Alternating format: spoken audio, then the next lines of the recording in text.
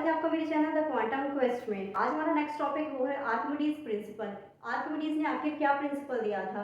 तो आर्किमिडीज का प्रिंसिपल जानने से पहले कुछ चीज़ें जैसे हमारे मन में आती हैं कि हम कहीं पानी के पास बैठे हुए, कहीं नदी के किनारे बैठे हुए, पत्थर को हम फेंकते हैं तो वो नीचे चला जाता है। किसी लाइट ऑब्जेक्ट को जैसे हम फूल वगैरह डालते हैं तो वो क्या करते हैं, वो तैरते रहते हैं सतह पर। और हम कॉटन वगैरह बॉल्स को डालते हैं तो वो भी हमारी क्या होती है, सतह पर तैरती रहती है। मतलब हैवी पार्ट्स जो हम हैवी ऑब्जेक्ट को डालते हैं तो वो क्या हो जाती है, श्रिंक हो जाती है। एंड जो लाइट ऑब्जेक्ट्स को डालते हैं तो वो क्या करती हैं, सतह पर तैरती रहती हैं। तो आखिर ये क्यों होता है? तो ये हमारा जो भी कॉन्सेप्ट है इसलिए क्लियर होगा हमारा आर्किमिडीज प्रिंसिपल से। जो आर्किमिडीज ने प्रिंसिपल दिया था वो क्या कहते हैं, वो जानने से पहले मैं आपको एग्जाम्पल्स के थ्रू, एक्सपेरिमेंट के थ्रू बताना चाहूँगी कि कैसे कोई भी ऑब्जेक्ट सिंक करती है और कोई ऑब्जेक्ट फ्लोट करती है। तो चलिए पहले हम अपना एक्सपेरिमेंट देख लेते हैं। ग्लास में हम वाटर लेंगे एंड कुछ ऑब्जेक्ट्स को लेंगे जिन्हें हम पानी में डालेंगे। हमने ये लिया है ग्लास, इसमें हमने पानी भरा हुआ है। देन हम ऑब्जेक्ट्स को डालते हैं। पहले हम ये प्लास्टिक का एक टुकड़ा है, इसे हम डालते हैं तो देखिए क्या होता है।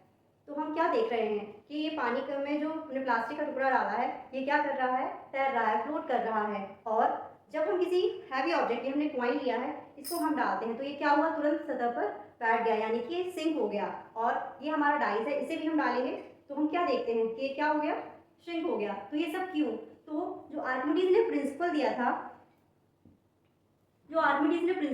उनका प्रिंसिपल क्या कहता है कि जब हम किसी ऑब्जेक्ट को किसी फ्लूइड में डालते हैं, इमर्ज करते हैं, इसको लाइटली या फिर उसको, यानी कि इसको हम पार्शियली या पूरा होल उसको हम डाल देते हैं फ्लूइड में, तो क्या होता है, इसमें एक फोर्स होता है जिसे हम हिंदी में कहते हैं उत्प्लावन बल और इंग्लिश में कहते हैं बायंट फोर्स। तो ये बायंट फोर्स जो होता है उसका जो वेट होता है वो किसके इक्वल होता है, जो फ्लूइड हमने लिया हुआ है उसके, जो पदार्थ है हमारा उसके इक्वल होता है इसका जो बायंट फोर्स होता है। तो जब कोई ऑब्जेक्ट को हम उस फ्लूइड में डालेंगे तो अगर वो ऑब्जेक्ट का जो वेट है वो बायंट फोर्स से क्या है, कम है, बायंट फोर्स से लेस है, तो क्या होगा, वो ऑब्जेक्ट पानी में तैरेगी, फ्लोट करेगी। और यदि उस ऑब्जेक्ट का जो वेट है वो क्या है, बायंट फोर्स से ज़्यादा है, तो वो क्या हो जाएगी, श्रिंक हो जाएगी। तो चलिए जानते हैं कि आर्किमिडीज ने क्या प्रिंसिपल दिया था, उसका स्टेटमेंट क्या है। So let's go.